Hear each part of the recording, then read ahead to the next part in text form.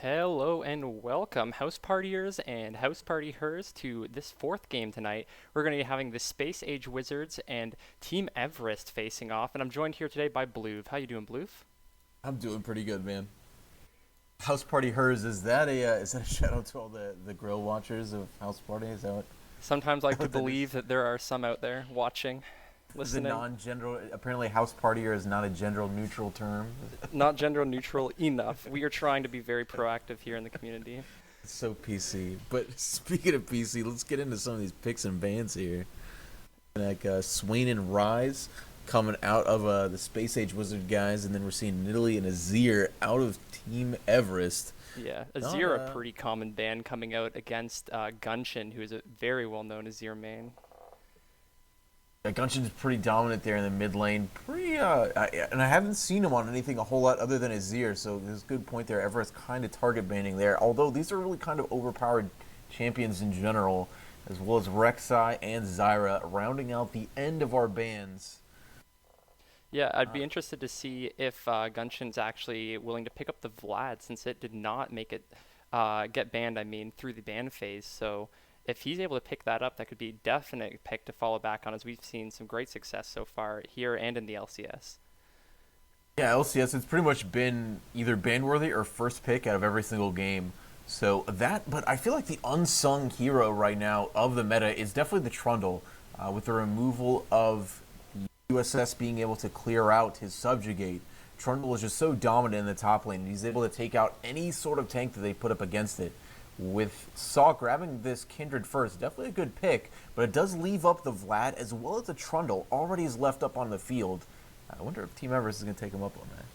Yeah, we have seen a definite bias towards the Kindred jungle so far in a lot of these games, and it's honestly like performed pretty well from what we've seen. It's really good with a lot of different comps since it provides a ton of early pressure, yet the ult's also good for late game, especially if you're in a low tank team comp, because it can kind of provide a pseudo tankiness for your members.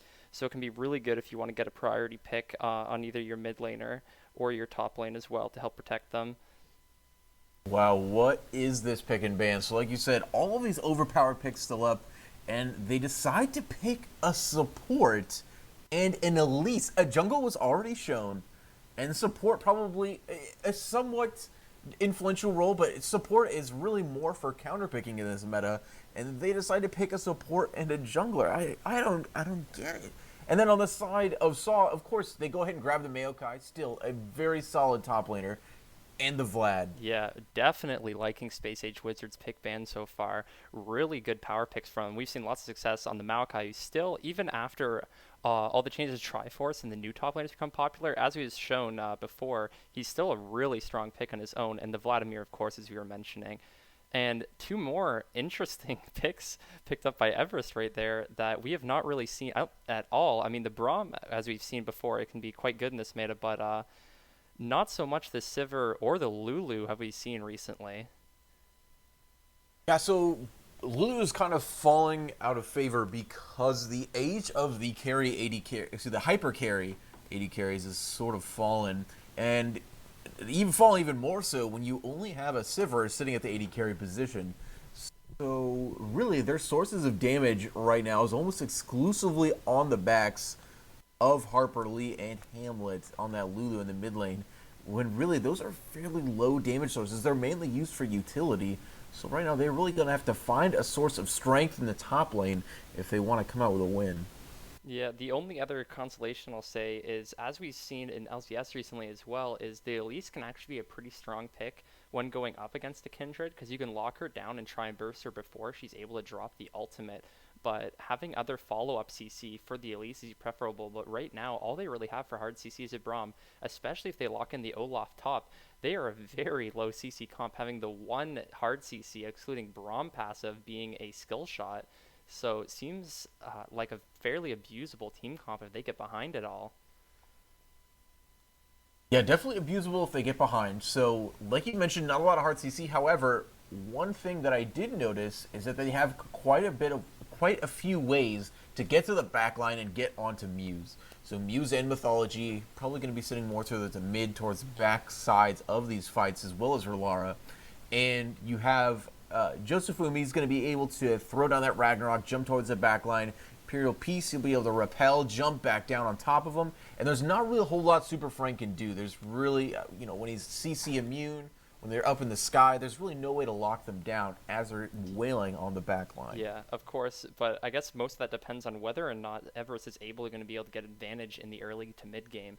If they do get ahead with the movement speed from the Sivir and the mid lane Lulu, they're going to have a very hard time peeling off that Olaf or even the Elise or anyone diving onto them. But if you do not have an advantage, it's very hard to dive into the enemy team, as it's not exactly a place you're going to want to be. However, with no hard CC, there's really not, with the exception of Braum, I suppose. But other than that, I really do not see a situation where Gunshin is shut down.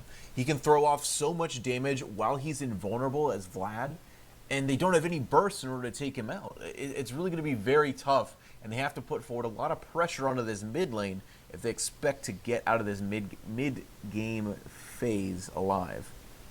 Yeah, the one positive they have against the Vlad, I'll say, is the Lulu Whimsy will actually be pretty good at stopping him from healing for 2 to 3 seconds there while she has him transform the other form, because even though he will be able to walk away from them, he will not be able to heal. So if he jumps the enemy team with a pool and it's already used it, they may be able to CC him down, even if it's just like with a pseudo CC, and take him out while he's not able to heal himself at all if he decides to dive in.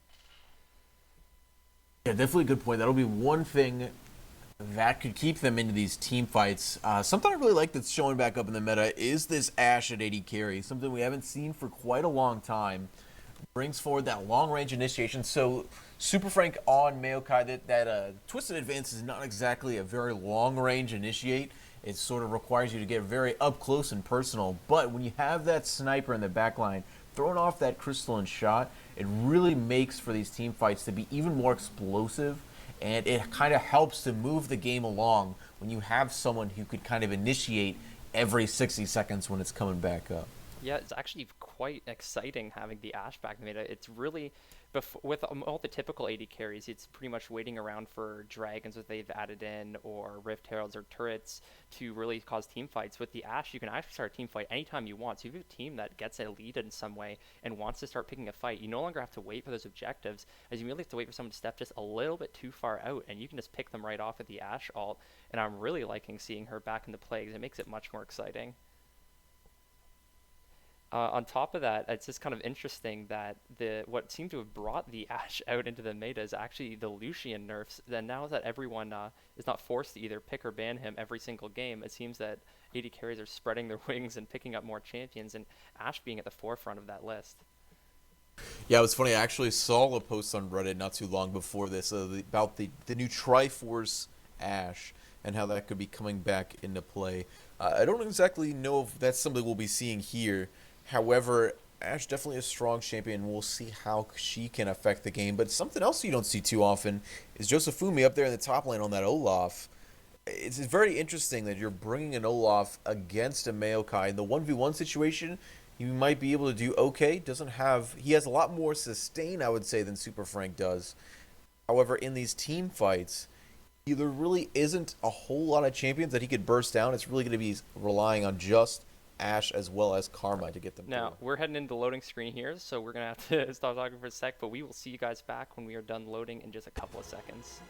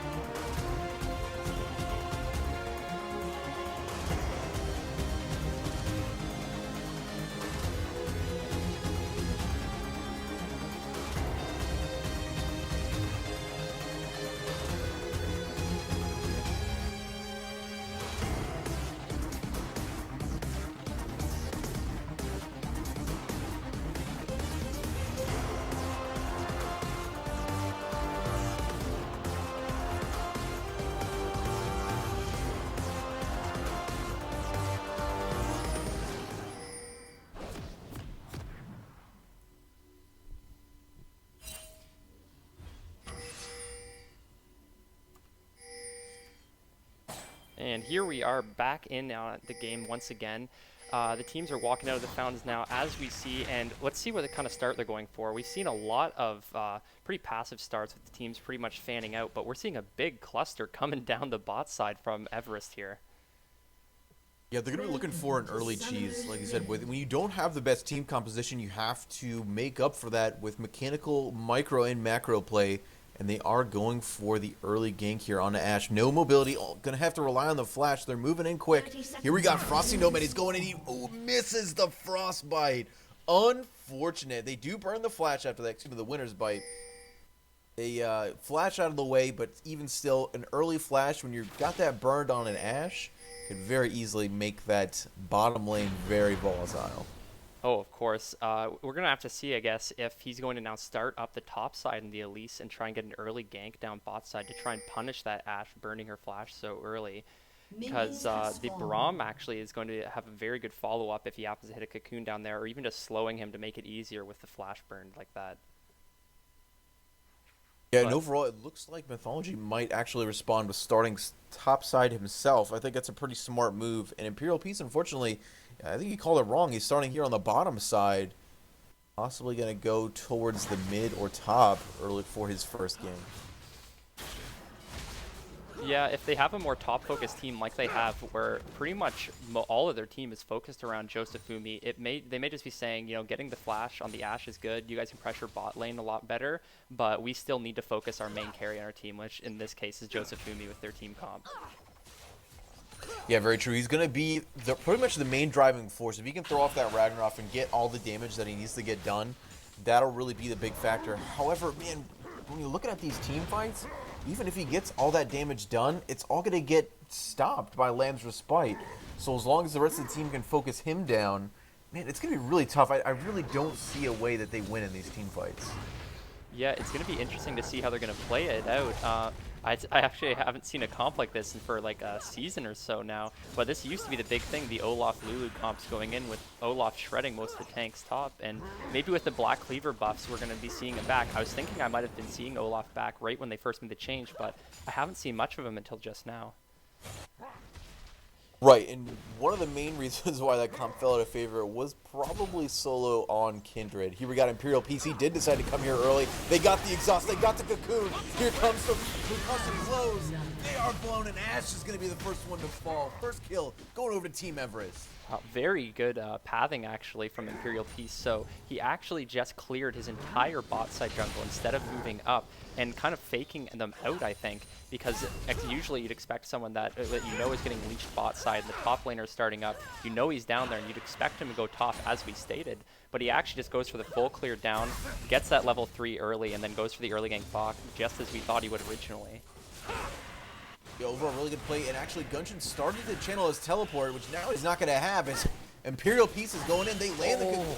The pool is not up yet. He used it just earlier on in a trade, so he takes a whole lot of damage. Really smart play actually there from the red team, backing out there, not getting too hot-headed, as there were 2 players from the enemy team collapsing on them if they had chased any farther. They actually didn't have vision of it that I see. They just played it off. They didn't know where they were. Really good play. Yeah, really great play. However, now they have a very dominant teleport advantage. There's 2 players on their team right now with teleport. At any time, they could change a 3v3 situation into a 3v5.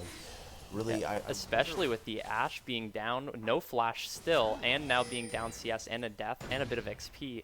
I mean, I really feel bad for their bot lane right now. I'm not sure how she's going to be able to recover with the double TP advantage as well. Especially when you are an Ashe. So, you mentioned all of the good things about Ashe. However, Sivir is very good when it comes to early game pressure. And that is one thing that is not showing up quite yet. With an even CS lead, I expect for them to start pushing that with all the teleport pressure that they have. Yeah, it looks like actually the Sivir backed out right when they got that early kill and picked up an early call, which we saw Naz do as well, which has been really popular, just grabbing as quickly as you can to try and get the gold benefit from it and the early sustain in the lane. And oh my god. So much action here in the mid lane. There goes the bite, and that is going to be all they need to take down Mythology. Gunshin here, very low. Gonna have to pull the rest of the way out. Getting into the mid and sort of not going to be able to find another cocoon. But overall, another kill going over to Everest. Yeah, I don't know if you noticed that, but that Vlad Tides of Blood there did about 300 damage to Hamlet there, and I don't think he's expecting that much damage too. Panic flashing away from him there, but they do end up picking up the kill on Mythology regardless of the burst damage they took, and it seems like Imperial Peace got his aimbot on right now, because he is on fire with these cocoons right now. Yeah, Imperial Peace has definitely been super spot on when it comes to the Elise. So not only has he been very spot on with his micro and his positioning, really it's been coming towards the macro game. He's already burnt the flash from Gunshin the first time. And now he's coming back into that lane, putting forward even more pressure, sending him back to base. So even if they don't get a kill, they're still allowing Hamlet to scale up a little bit better, or at least scale up even in a lane that would be very difficult to win otherwise. Yeah, and we're actually seeing Topside now has a 200 gold advantage just on his own. Neither of the junglers have really shown themselves topside, but he's just picked himself up a 10 CS advantage just based on his champ. Yeah, and it's a really good thing they didn't. If there was to be a gank in the top side, Super Frank would have a really easy job locking down Josefumi, and that could turn into a very easy kill. So when you move the pressure outside of the map, I think that's a really kind of good macro play on Imperial Peace in order to take some of that pressure off the top line, top lane. And now that Josefumi's just hit 6, it's going to be pretty much impossible for them to get up there on him unless he puts himself pretty far out of position. Yeah, and he's interesting enough, he's using his axes to do a whole lot of poke damage here onto Super Frank. Something you don't normally do, but you're really allowed to do that once you pick up that corrupting potion. Now, it's going to be interesting to see how they're going to start trying to pressure the advantage. As we see, Gunshin actually has his TP back up, so that advantage is gone, and Muse has his flash back up now. So they're going to have to try to find some sort of other avenue to pressure their advantage now. And it's going to be interesting to see. I'm keeping my eyes on Imperial Peace to see where he goes next, which looks like he's setting up vision around Dragon right now. And maybe they're going to be trying to head for that. Yeah, set up vision around Dragon. We're almost hitting that level 6 spike. Gunshin already hitting it, as well as Super Frank for the side of Space Wizards. However, Imperial Peace again moving in this mid lane, really keeping up that constant pressure. Yeah, he managed to sneak around the ward there, but unfortunately Vlad's healing is so much that Gunshin didn't even really notice the gank there. Already almost healed everything back up. Those empowered Qs already being talked about. The changes are going to be coming so swiftly. Just such a dominant champion right now. We're saying this level 6 spike almost being hit here in the bottom lane, and once all those ultimates are up, it's going to be a very different game. Gunshin though going in very deep, as well as Josefumi. Oh my god. I don't know if you noticed that, but Josefumi got that like 1% crit right there, because I don't see any in his build, but he definitely just crit him there with that auto attack. Yeah, never lucky for Super Frank right now. Never lucky indeed. Now, oh my god, Josefumi's really laying it in with the axes right now, and it's going to be interesting to see if they're going to be able to do anything to stop him from just punishing him here. Even if he doesn't pick up the kills, he's getting a significant CS advantage, and as we said, he's one of them. Oh, it looks like Imperial Peace is going in on Mythology again. Yeah, Imperial Peace found some really nice. It was kind of a point-blank cocoon Mythology. The last second Lamb's Respite. Wow, the trigger finger on this guy, spot on. But he is able to save himself, and that does drive back Imperial Peace, as the rest of his team is now there to back him up.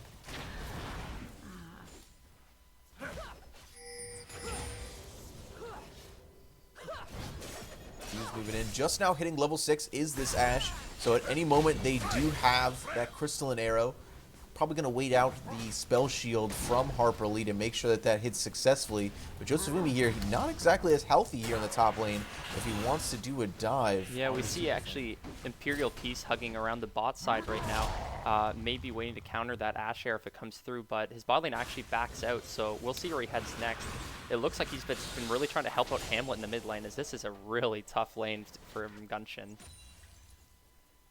Yeah, especially when that empowered Q gives you that extra movement speed, Hamlet would have to speed himself up in order to get out of it, and you really have to save that whimsy, like you said, if you want to get out of these team fights alive.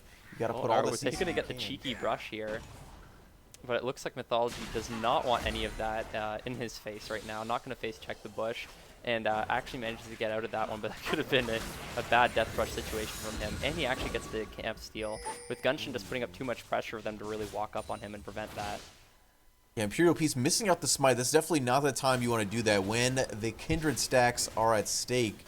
So unfortunately, they do lose that over, and Mythology is now sitting at, looks like only 3 Marks of the Kindred. But for being 10 minutes in the game, that's definitely not a bad stat line at all. Oh yeah, that's actually pretty solid. I think we saw from the other game, Gordon Ramsay was actually a little bit, quite a bit slower on picking up his stacks, and especially in these professional coordinated games, it's pretty hard to get the time to really get over and get on your stacks. And you're trying to apply pressure in all the lanes, but you can really see he's prioritizing them regardless of dying the one time, and is actually up on CS on his counterpart.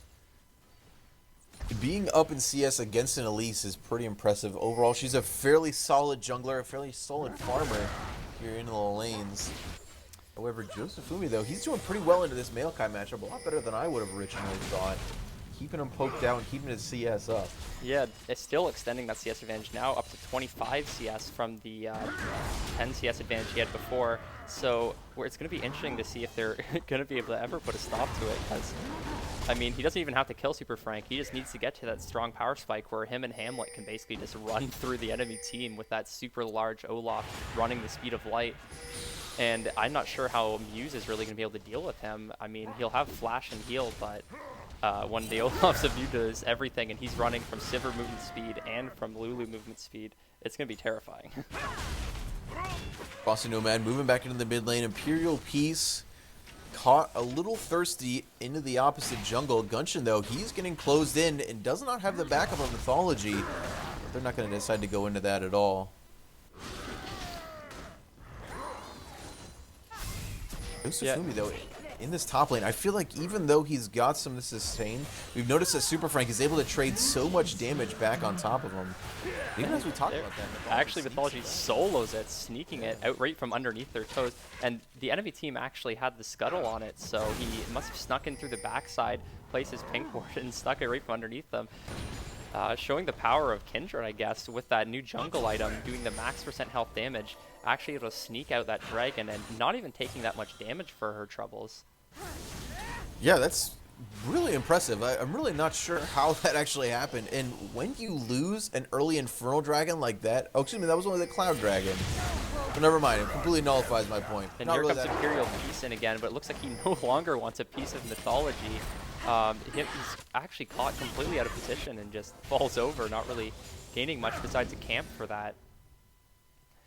I'm assuming he must have thought that Mythology would have been much lower after hearing him solo the dragon, but he actually was still 3/4 health and walked back in to finish the rest of his jungle afterwards. Here comes a big Glacial Fissure going down, stopping Rolara almost in his place, but a Crystalline Arrow is going to counteract that very easily. Concussive blows are going to be popped down on Rolara. Lots of damage going down, but that's going to be the exhaust. The counter engage now is going to start. They're starting to tether down, but they don't find it. Gunshin there moving in. He's got the empowered Q for the kill. Muse getting into range. He wanted to get into that bush. He got the vision. He's got the Q. There goes the kill down. Harper Lee and Hamlet. He's going to teleport into a very sticky situation. Gunshin taking him incredibly low, but that's going to be the Sanguine Pool and the triple kill going over to the side of Space Age Wizards. But it's not over yet, though. Imperial Peace there, he's going to move in. He's got the tether, the Venomous.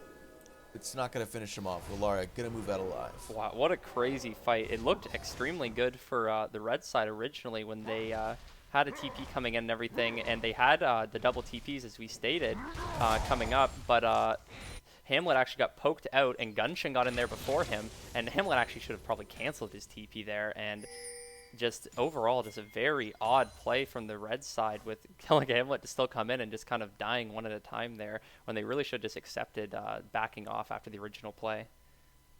Yeah, there was definitely plenty of time to cancel it off there, so kind of interesting play. However, we do see in the top lane, with all that pressure being put down there in the bottom side of the map, Super Frank and Mythology are focusing down on this Rift Herald, which is a very huge pickup. I expect to see this going down on the Mythology. No, they're actually going to put it on that Super It's Frank. actually not quite as good on the junglers right now as it is on the tank tops after the changes, because it no longer provides the movement speed, helping them clear, and a lot of the buffs only apply when you're alone against an enemy champion. So it's actually a little bit more beneficial being on tank tops with the damage reduction 1v1, which will really help him against that Olaf since he's being pressured so hard.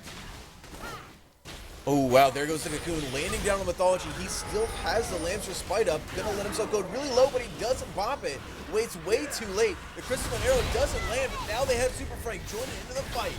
Gunshin, he's got a lot of low members here. He's looking to tide to blood them out, but Joseph Fumi, he's way too healthy for any of that. Imperial Peace, he's gonna be the first one to fall. Super Frank just doing damage to this backline, taking him so low. Lara gonna grab the next kill. The support's moving in for the fight here. And the rest of Team Everest, they're going to walk out limping from this mid lane fight. And that's really showing the power of Vlad there, baiting out Joseph Fumi and Imperial Peace to overextend, just trying to finish off that last bit of health, but they just couldn't finish it off, and slowly Super Frank's tank top Malachi damage whittled them down low enough that they could be finished off. And a bit of an overextension by Joseph Fumi as well, although a good initial catch on their part. Coming in on Mythology. Unfortunate for Mythology, yeah, that he missed out on that Lamb's Respite. I mean, would have been an easy survive there if he could have gotten that. Even still, the rest of the team was already baited in far enough. There was really no need to kind of save it as much as he did. But, however, things still happen. They still lost 2 champions from the opposite team, and they're able to put a little bit of damage down in this mid lane tower. Yeah, it's actually not as big of a gold advantage you'd expect coming from the blue team from how much control they've shown, picking up the Rift Herald, picking up the Dragon. All the fights seem to be going their way, but the original pressure put down by Imperial Peace and the CS advantage caused top lane seemed to be enough to keep the gold advantage just within about 1k. Unfortunately... Oh, sorry. It's okay, go ahead. Oh, as I was saying before though, when we first came in, this is going to be interesting to see how Everest's going to be played with their team comp behind, because it is really a team comp that needs to be had to be able to run into the enemy team as they've had it set up with all those movement speed buffs, but not much in the way of peel.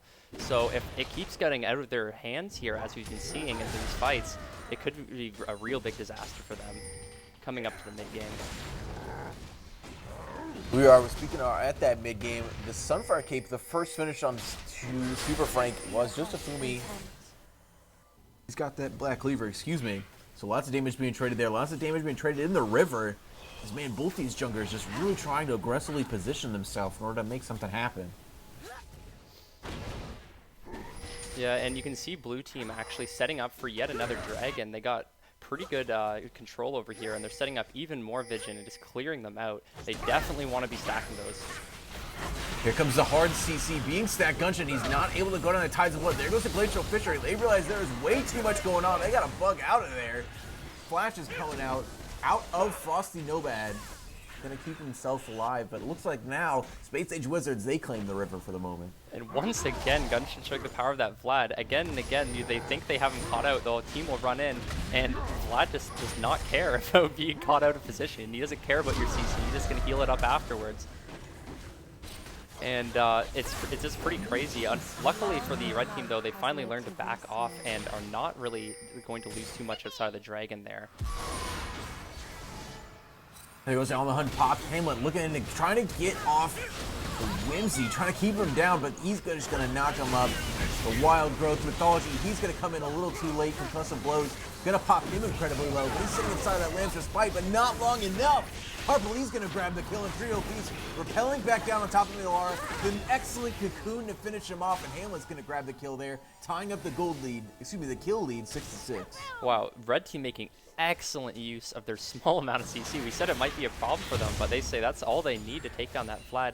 Perfectly putting in the Whimsy into the Braum stun, into the Cocoon, and then hitting yet another Cocoon onto Mythology, and then Relara afterwards, chaining it into even more kills.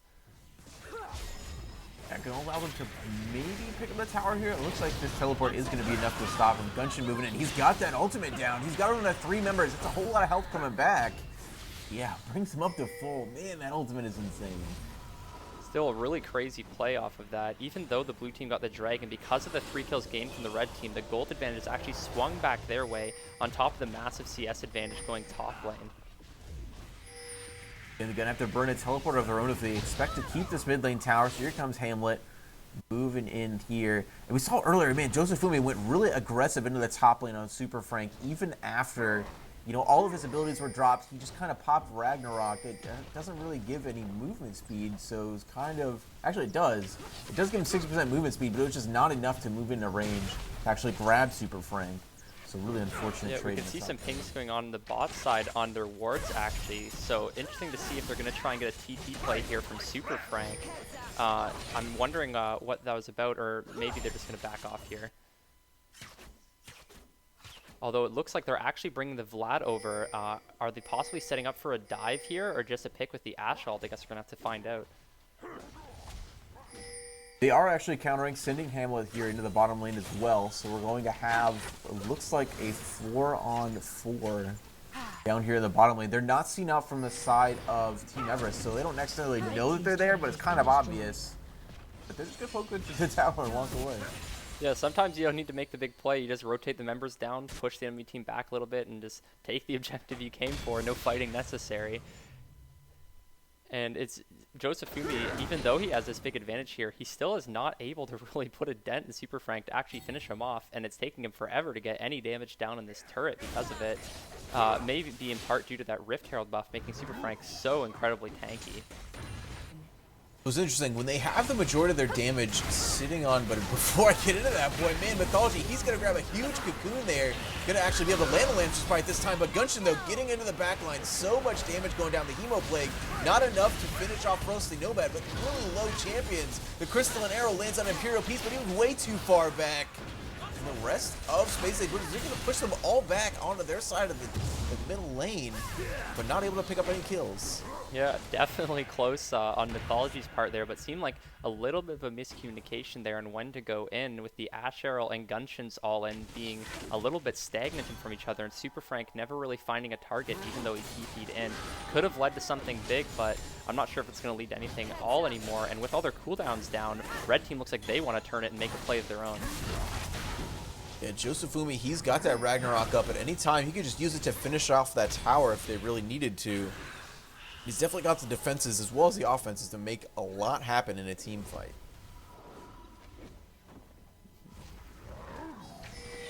Yeah, it's going to be interesting to see which side is actually going. It's a bit of a back and forth as the cooldowns are coming back up actually now for the blue team. The Ashe Arrow only with a few seconds left on it. They know this, and they're trying to bait the enemy team to go in on them so they can maybe pick up a kill or at least grab this turret for themselves. And it doesn't look like Red Team's going to try and answer at all, wasting a lot of time with 5 members mid lane to lose a turret at the end of the day. Yeah, a lot mid. No split push here coming out from Josephumi. He doesn't have a teleport up. Whereas on the side of Space Age, they're soon going to have to teleport up from Gunshin, but it doesn't matter. Oh my god. Red Team has no vision. They have no idea what's going on. As far as they know, Blue Team just grabbed the turret and they're back to spend their gold. I guess they're going to spend a lot more gold than they were anticipating after grabbing a free Baron buff. And that, just at 22 minutes, that is an early Baron. This is really showing the power of this new Kindred build going on with the Devourer with the max health damage, her early Dragon control, as well as her now crazy Baron control, as well as the Ashe single target damages, of course. Yeah, not to mention, though, he has 8 Kindred marks sitting at 23 minutes into the game. It's absolutely huge. He's doing so much percent of health damage right now. That's pretty much how the Baron buff melted so fast. He's pretty much countering anything with lots of life. Completely. And it's going to be interesting to see, once we get into these team fights again, what he's going to do towards Josephumi there, because if they're going to be stacking a lot of their abilities onto him to try and get him into the back line, Mythology is actually going to shred him. That is, if he doesn't get picked off. Right, and Mythology is pretty much kind of on that Olaf duty when it comes to these team fights. You really have Gunshin. So far, he's been the one throwing off the Sanguine Blood as well as, excuse me, the Sanguine Pool as well as Tides of Blood to get into that back line and get all that damage done. And the rest of the team has just kind of been playing cleanup duty as far as whoever makes it through Gunshin's line. Because he's able to take the focus of 5 people and still stay in these fights. The one-man zoning party here, he says, I do not need my Azir to deal AoE damage or team fight. I do it just fine in the Vlad. Frosty Nomad, they're getting caught up. They're going to be able to get soloed out. There was 4 members onto them. Josephumi, though, he's going to have to pop Ragnarok and get away. But there goes the flash from Super Frank. Vengeful Maelstrom takes them all out. The return damage. Teleport coming in. Yeah, it was channeled all the way through, so there we go. All 5 members here of Space Age Wizards pushing into the bottom lane with 4 members down. Team Everest. Exactly what we were saying before, where they really have no way to re-engage once the fight starts going bad. You know, Josephumi popped his ult, they popped Hamlet's ult, And then they just kind of went, okay, and let's run backwards, I guess, and just slowly got picked apart with no real way to disengage the fight at all besides the Braum ult, which didn't really seem to have an impact on the engage coming out from Super Frank and Gunshin. So now we got that inhibitor down. Mountain Break going to be the next one to fall. So it's going to be a fairly uphill battle when it comes to Team Everest. However, they have a lot of late game champions on their team. Once Olaf can finally get rolling with some defensive stats, it could really make these team fights go a lot differently. Yeah, it's going to be interesting to see now that they have the Baron buff still and they have the Mountain Drake stacking. They have some really solid turret pressure going their way. It's going to be interesting to see how they play it. Although, unfortunately, with taking all these objectives and fights, they've actually messed up their back times a little bit and drop a turret. Just one turret, not really that much. The Wizards feel like they can recover from this. They're going to go ahead and let that go down. The rest of their team going to go back. They have quite a bit of gold right now to spend. It looks like they're going to be rotating up to the top side here and try and pick off the last of these outer turrets, especially with the bot inhib down. That's going to keep Joseph Fumi real busy in the bot side, and maybe they can force him to teamfight again, because against a pretty much split bush comp as they got now, forcing them to fight is exactly what the blue team wants to do. It's interesting that they didn't actually send Gunshin and Mythology back. They're both sitting on over 1,000 gold right now. And these are really things where you really got to time all your backs if you really want to be super dominant. I mean, they're dominant already, but if you want to be super dominant, that's the way to do it. There goes a crystalline arrow. They're catching out Frosty Nomad out on his own again. He's going to get obliterated. Super Frank coming in just in time to grab up that kill. Gunshin, he's going to go really low. Doesn't have a target. And once again, Josefumi TP's in just to kind of slowly walk away. He is really not able to find the impact that we were hoping from this really Olaf-centered team comp, not able to get in the backline at all this game, getting completely denied by the zoning damage Mythology's bringing, as well as actually Super Frank, who's grabbing the most kills in the game right now. The unfortunate part is even if he were to be able to get to this backline, the rest of his team is not able to back him up. I mean, he would get 5-man focus down almost immediately. Really, they're just not playing their composition well. And with no armor at all on him, I mean, I guess originally Mythology was denied, but as you said, with all of the passive stacks he got, the kills don't really matter. There it goes, though. Ragnarok, the Wild Growth, he's getting to the back line. This is finally the way the team fight we were talking about, and that was exactly it. He was focused down by all 5 members. He's going to drop incredibly fast. Imperial Peace is going to rappel back down to his doom. That's going to be the clean ace for Space Age Wizards, and that should be the end of the game. Yeah, super solidly played by Space Age Wizards. They got a little bit behind from some solid plays from Imperial Peace early game, but they did not stagger. They kept their game plan in mind. Mythology doing a really good job farming up, getting excellent objective control, even from a position in the back, and they just closed out this game pretty straightforward. Only 27 minutes. Yeah, overall it's a really fast game, and there's the kind of the plan that was coming out from Team Everest, it just wasn't ever executed properly and wasn't really that well crafted in order to really come out with a win this game. Yeah, it will be interesting to see how Everest replans their strategy this game, because this was a pseudo best of 2 now this week. So we will see how their plans come together when we come right back with the next game.